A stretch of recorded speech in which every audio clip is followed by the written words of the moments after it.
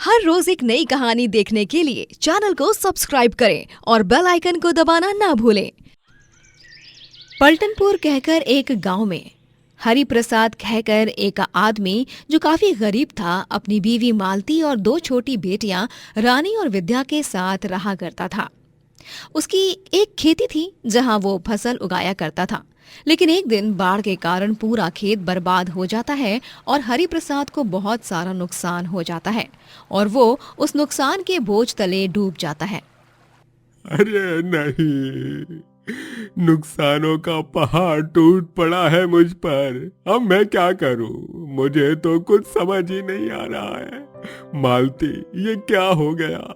हम बर्बाद हो गए मालती, हम बर्बाद हो गए। जी ऐसा कुछ नहीं है, हम फिर से सब कुछ ठीक कर सकते हैं। नहीं मालती, लेकिन क्या अब मुझे मेरा खेत फिर से मिलेगा क्या? तूफानी सैलाब ने मेरा सब कुछ तबाह करके रख दिया। हरि प्रसाद फूट फूट कर रोता है। वो कुछ दिन तक उस सदमे से बाहर निकल नहीं पाता। समय बीतता जाता है और उस पर आर्थिक समस्या कहर बनकर बरस पड़ती है और तभी वो एक ढाबा खोलने का सोचता है। क्या कहा आपने पापा? एक ढाबा? लेकिन आपको तो खाना बनाना आता ही नहीं, तो आप ढाबा कैसे चलाओगे?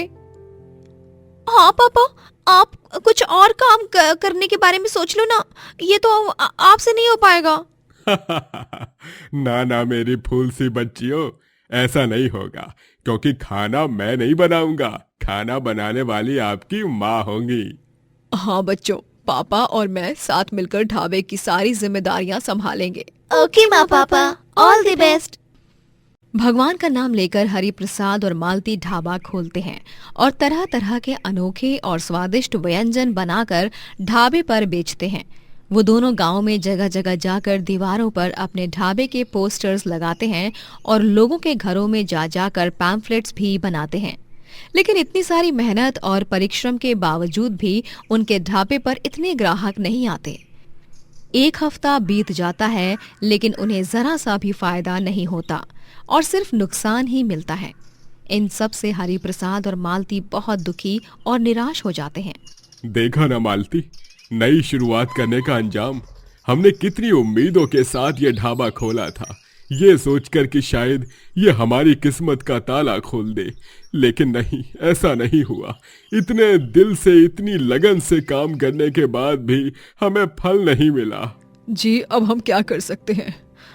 अब तो समझ नहीं आ रहा, जो सोचा था वो नहीं हुआ। अब उसके बारे में सोचकर यूं जान को क्यों जलाना? जो हुआ सो हुआ।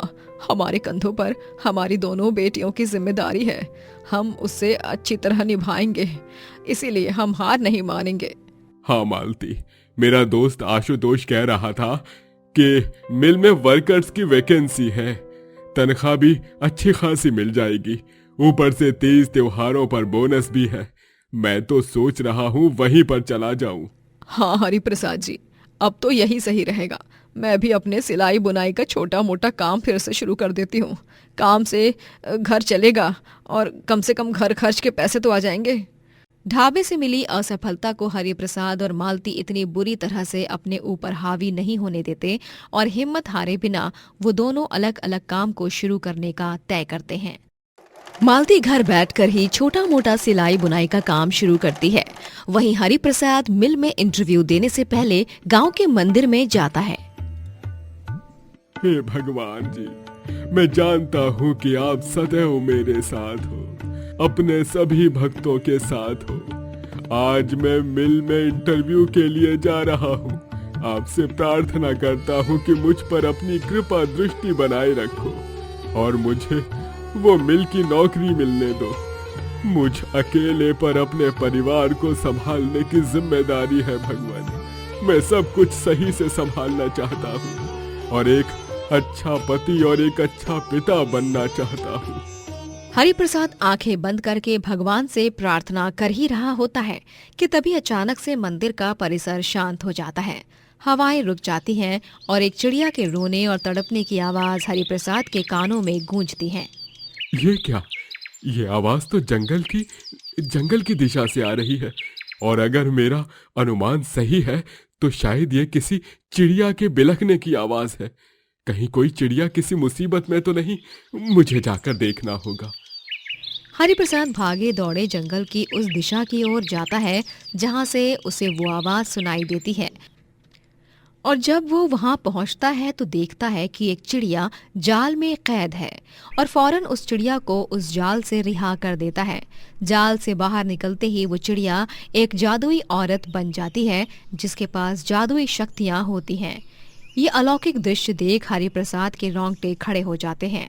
ये क्या, आप एक इंसान हो, लेकिन भला एक चिड़िया इंसान कैसे बन सकती है? मैं एक इच्छाधारी चिड़िया हूँ और मैं अपना रूप बदल सकती हूँ, लेकिन एक क्रूर जादूगर ने मुझसे बदला लेने की खातिर मुझे इस मायावी जाल में फंसा लिया जिसे मैं चाहकर भी कभी खोल नहीं पाती। लेकिन तुमने खोल दिया और मुझे मुक्त कर दिया। तुम्हारा बहुत बहुत धन्यवाद। अरे इसमें धन्यवाद कैसा? मेरे स्वर्गवासी पिता कहते थे कि बेटा, इस दुनिया में इंसानियत से बड़ा और कोई भी धर्म नहीं होता। बस मैंने अपना धर्म ही निभाया है। वो जादुई इच्छाधारी चिड़िया हरिप्रसाद के इस व्यवहार से खुश हो जाती है और उसे क्या चाहिए ये पूछती है। कहो हरिप्रसाद, क्या चाहिए तुम्हें? उपहार तो तुम्हें लेना ही होगा। तुम्हें जो चाहिए मैं वही तुम्हें दूंगी। बस मुझे अपने मन की इच्छा बताओ। उसे पूरी करने वाली ये इच्छाधारी चिड़िया यहीं खड़ी है। दरअसल बात कुछ ऐसी है कि हरिप्रसाद उस जादुई इच्छाधारी चिड़िया को अपनी पूरी दुख भरी दास्तान सुनाता है, जिसके बाद वो उसकी कुछ इस तरह मदद करती है जिससे हरिप्रसाद की दुनिया बदलने वाली थी। ये लो हरिप्रसाद, ये एक जादुई छड़ी है। इसे घुमाने से जिस भी खाद्य पदार्थ का नाम लोगे वो तुरंत तुम्हारी नजरों के सामने हकीकत में प्रकट हो जाएगा और इससे तुम ढेरों पैसे कमा सकते हो, वो भी बिना खाना बनाने के लिए पैसे, सामान और वक्त जाया करते हुए। लेकिन इच्छाधारी चिड़िया जी, ये छड़ी तो आपने मुझे दे दी, लेकिन इससे तो मैं सिर्फ लोगों को खाना बेच पाऊंगा। पर खाना खरीदने वाले लोग भी तो होने चाहिए ना। कहीं फिर से वही हाल ना हो जाए मेरा जो पहली दफा हुआ था। नहीं हरिप्रसाद, उसकी नौबत ही नहीं आएगी, क्योंकि मैं तुम्हें अब एक और भी बढ़िया सुझाव देने जा रही हूँ। और वो सुझाव ये है कि तुम ढाबे के खाने को मुफ्त में नहीं, केवल 10 रुपए में बेचना। केवल 10 रुपए? हाँ, लोग वहीं पर जाते हैं जहाँ उन्हें अच्छा सामान मिले जो फायदेमंद हो। और देखना, 10 रुपए का इतना स्वादिष्ट और लजीज खाना खाकर तो तुम्हारे ढाबे पर ग्राहकों की लंबी कतार लग जाएगी। उस इच्छाधारी चिड़िया के इस बेहतरीन सुझाव से हरिप्रसाद बहुत खुश हो जाता है और वो उस जादुई छड़ी को घर लाकर मालती और अपनी दोनों बेटियों को सारी बात बताता है। तभी जी, मुझे तो यकीन ही नहीं हो रहा है कि ये सब आपके साथ हुआ है। सच में आप एक रूप बदलने वाली चिड़िया से मिलकर आए हो। हाँ पापा, काश हम भी वहाँ पर होते, पर मैं तो उस इच्छाधारी चिड़िया से बहुत सारे खिलौने मांगती। अरे सब कुछ मिलेगा रानी बिटिया, विद्या बिटिया।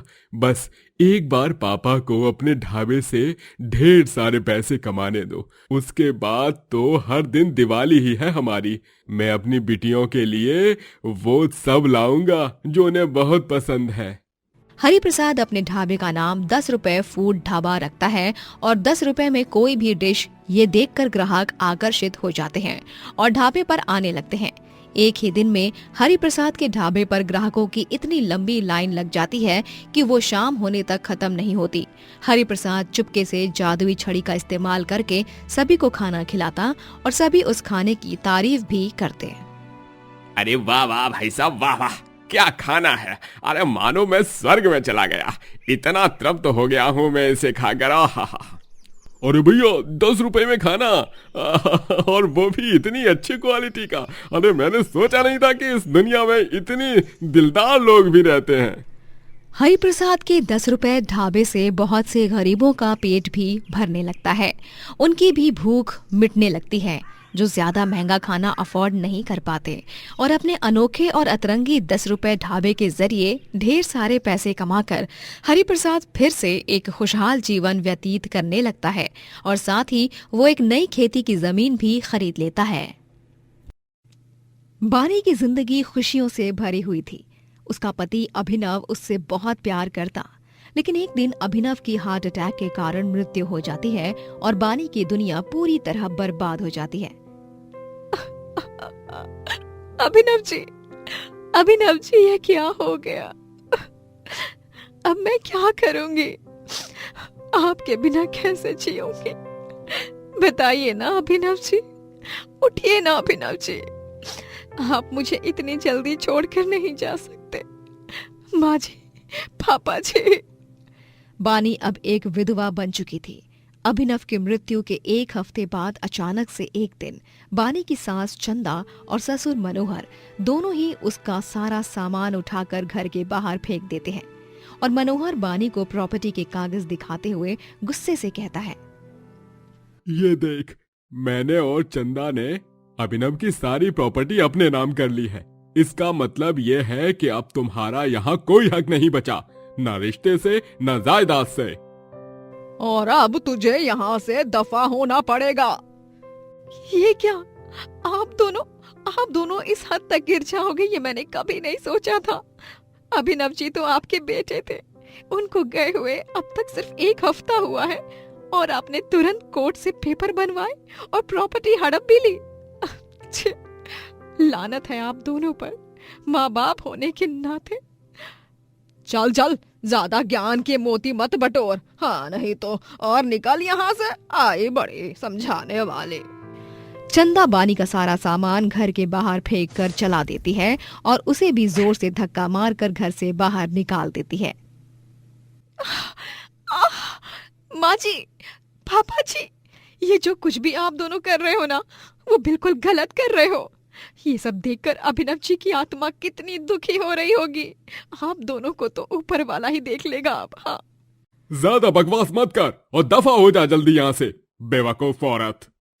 बानी अब गांव में यहाँ से वहाँ दर दर भटकने लगती है और एक पेड़ की छाया में जाकर बैठ जाती है। पता नहीं अब मैं कहाँ जाऊंगी। मेरा तो कोई रिश्तेदार भी नहीं सिवाय मामा जी और मामी जी के। लेकिन मामा जी ने तो माँ के जीते जी उनसे बातचीत करना बंद कर दिया था, तो फिर क्या वो अब मेरी मदद करेंगे? भगवान का नाम लेकर एक बार जाकर देखती हूँ। बानी बड़ी हिम्मत जुटाकर अपने मामा जी और मामी जी के पास जाती है और उनके दरवाजा खटखटाती है। बानी, तुम यहाँ? तुम्हारी हिम्मत कैसे हुई मेरे घर पर आने की? अरे चल निकल यहाँ से, अभी के अभी निकल, वरना तेरी टांगे तोड़ दूंगी मैं। हाँ मामा जी, मामी जी, एक बार मेरी बात तो सुनिए। मुझे अपने ससुराल से निकाल दिया गया है। मेरे पति की मौत के बाद अब मेरा इस भीषण ठंड में कोई रहने का ठिकाना नहीं है। मैं आप दोनों से हाथ जोड़कर विनती करती हूँ, मुझे कुछ दिन तक आपके घर में रहने दीजिए। मामा जी, मामी जी, मैं आपके सामने हाथ जोड़ती हूँ। अरे यहाँ पर तूने मेरे घर को क्या धर्मशाला समझ रखा है, जो जब चाहे तब आकर रह सकती है? चल अभी के अभी मेरे घर की चौखट से दफा हो जा। और खबरदार, अगर आइंदा से तूने फिर हमें अपनी मनहूस शक्ल दिखाई तो खाल उधेड़ के रख दूंगी तेरी मैं। हाँ।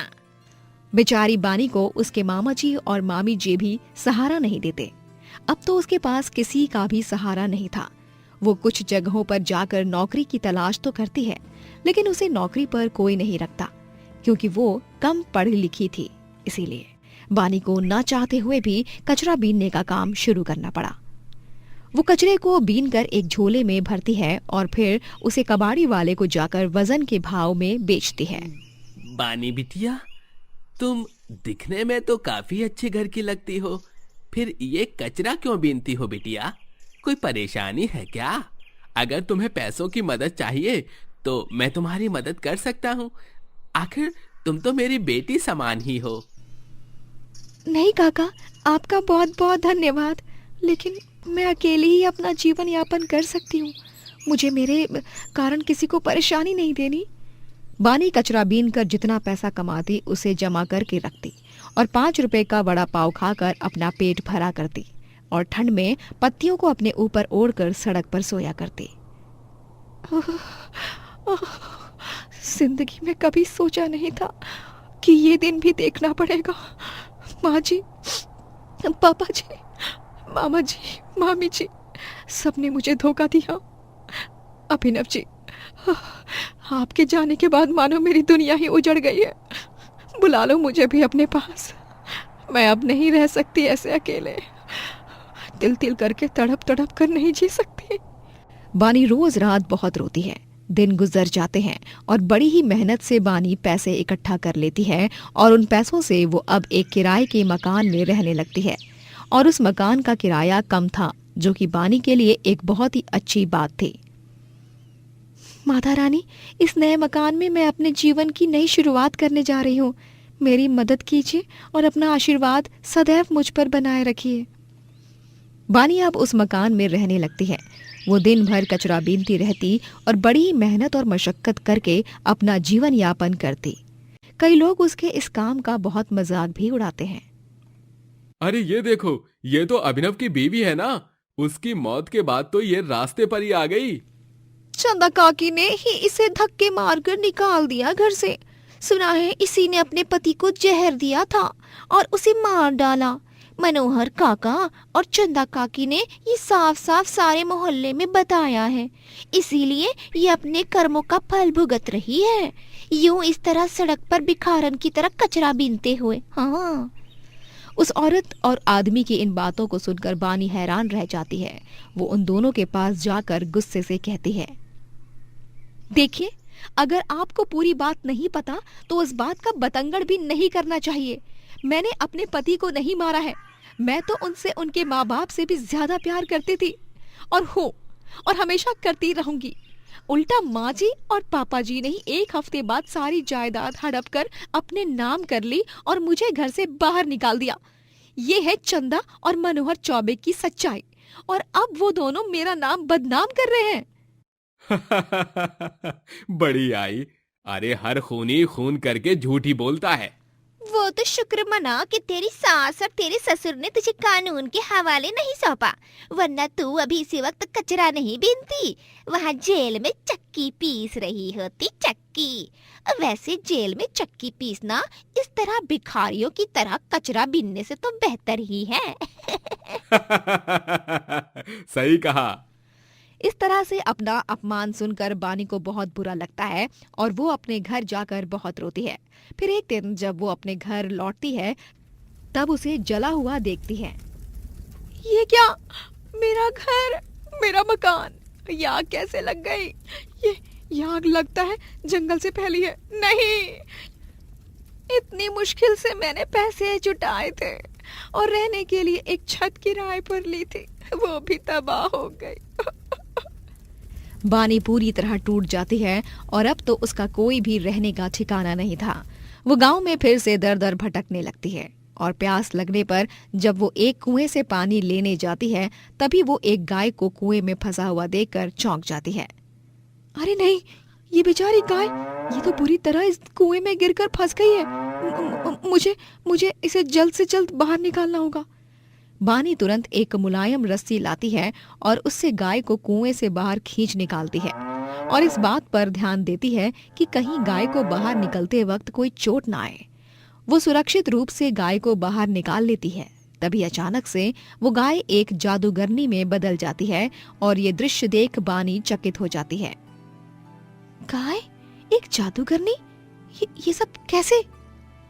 शुक्रिया बानी, तुमने मुझे इस कुएं से बाहर निकालकर मेरी बहुत मदद की। एक दुष्ट जादूगर ने मुझसे बदला लेने के लिए मेरी शक्तियों को अपने वश में करके मुझे कमजोर बना दिया था और मुझे एक गाय बनाकर इस कुएं में ढकेल दिया। मैं तुम्हारी स्थिति जानती हूँ बानी। मैंने अपने जादू से तुम्हारी पीड़ा को भांप लिया है और मैं तुम्हारी मदद करना चाहती हूँ। लेकिन जादूगरनी जी, आप मेरी मदद कैसे कर पाओगी?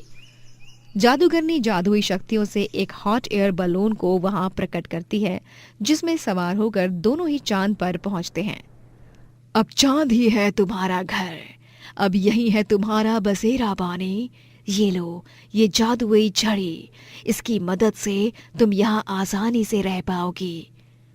धन्यवाद जादूगरनी जी, आपका लाख लाख धन्यवाद। मैं सदैव आपकी एहसानमंद रहूंगी। और इस तरह एक गरीब कचरे वाली चांद पर जाती है और वहीं अपनी जिंदगी खुशहाल तरीके से व्यतीत करती है। दोस्तों, अगर आपको ये कहानी पसंद आई तो लाइक करें, शेयर करें और कमेंट करके बताएं कि कहानी में आपको सबसे अच्छा क्या लगा।